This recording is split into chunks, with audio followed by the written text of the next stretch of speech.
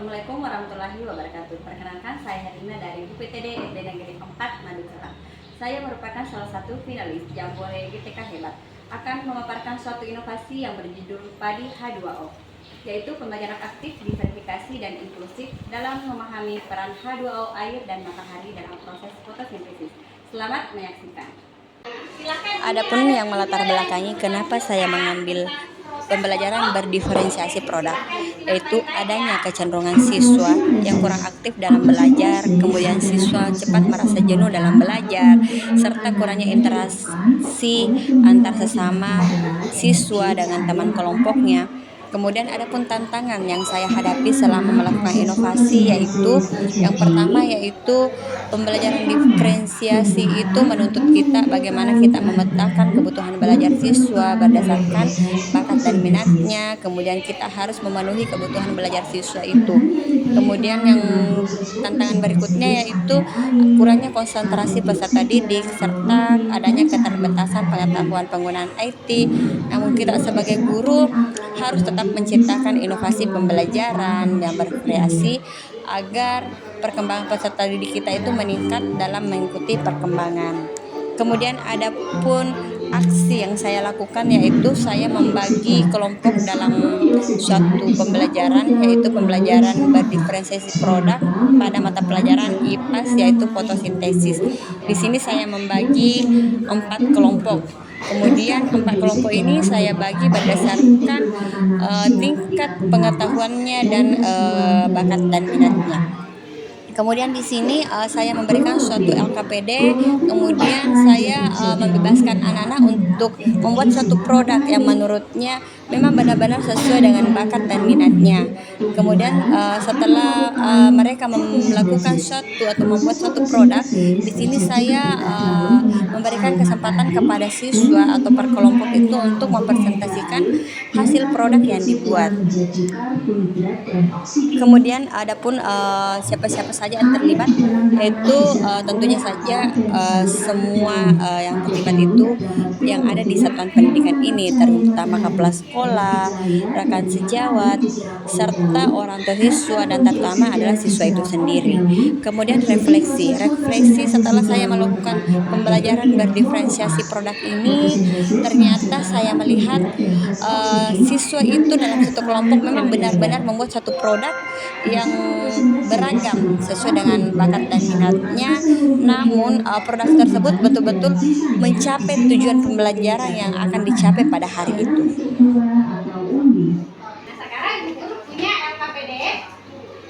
Silahkan anak nanti dikerja ini per kelompok. Dan kelompok ini Ibu Guru sudah bagi berdasarkan tingkat kemampuan anak-anakku, kemudian berdasarkan minat belajar anak-anakku ya. Ada yang suka menggambar, ada yang suka menyanyi, ada yang suka bercerita, kemudian ada yang suka menempel. Ini Ibu Guru sudah bagi per kelompok ya. Ya, nanti dikerja per kelompok. Tugasnya silakan anak-anakku tuliskan bagaimana sih proses fotosintesis itu terjadi. Guru bagi berdasarkan kelompoknya ini aura sukanya. Aura itu bercerita. Ibu Guru kasih aura nama kelompok matahari. Silakan ikut sama kelompok jajarannya matahari.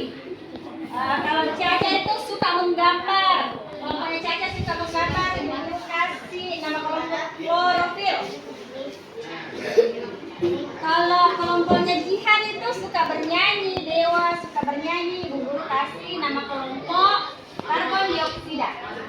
Kemudian ini kelompoknya ini, kalau kelompoknya ini suka berjalan-jalan, suka berkeliling menempel. Jadi ini Ibu Guru kasih tugas, silakan nanti prosesnya fotosintesis ditempel di depan ya. Ibu Guru kasih nama kelompok itu oksigen. Ya, silakan. Ini kelompok matahari. Matahari silakan bekerja sama dengan kelompoknya ya. Matahari tugasnya apa? Oke, apakan itu fotosintesis? Oh, mau bercerita. Jadi menceritakan proses fotosintesis. Kalau ini kelompok 2, kelompok apa namanya? Klorofil. Klorofil. Apa tugasnya klorofil? Menggambar. Jadi digambar prosesnya fotosintesis. Ya, silakan dikerja. Kalau kelompok ini kelompok berapa? 3 ya? Apa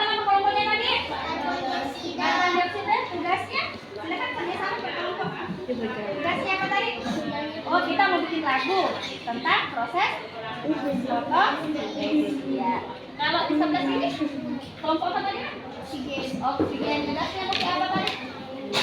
Oh, bagaimana fotosintesis? Boleh, silakan kerjasama dari kelompok. Kenalkan, kami dari kelompok matahari. Fotosintesis terjadi ketika klorofil di daun menerima sinar matahari dan kemudian cahaya digunakan untuk mengubah air dan karbon dioksida menjadi gula dan oksigen.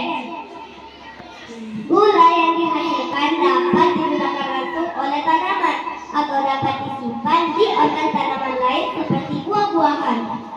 Kira apa tuh untuk kelompok matahari?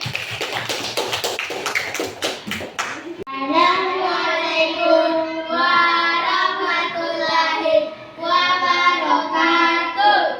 Waalaikumsalam Warahmatullahi wabarakatuh.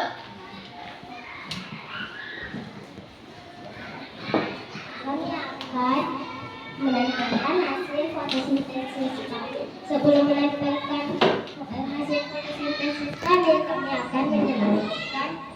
Boleh dipegangkan tangannya ya. Kami akan menjelaskan hasil fotosintesis. 1. Energi matahari diserap oleh daun. 2. Klorofil pada daun menangkap cahaya. 3. Air pada tanah diserap oleh akar, disalurkan ke batang sampai ke daun. 4. Karbon dioksida diserap oleh daun, terjadilah proses fotosintesis setelah semua bahan terkumpul. 5. Dan proses ini menghasilkan oksigen dan selanjutnya sisa makanan disimpan dalam bentuk buah atau umbi. Assalamualaikum warahmatullahi wabarakatuh.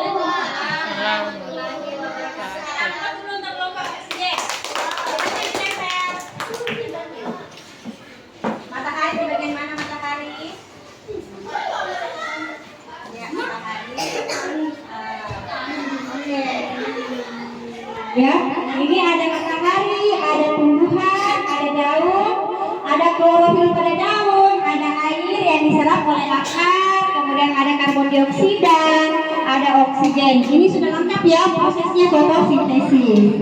Perkenalkan, kami dari kelompok karbon dioksida.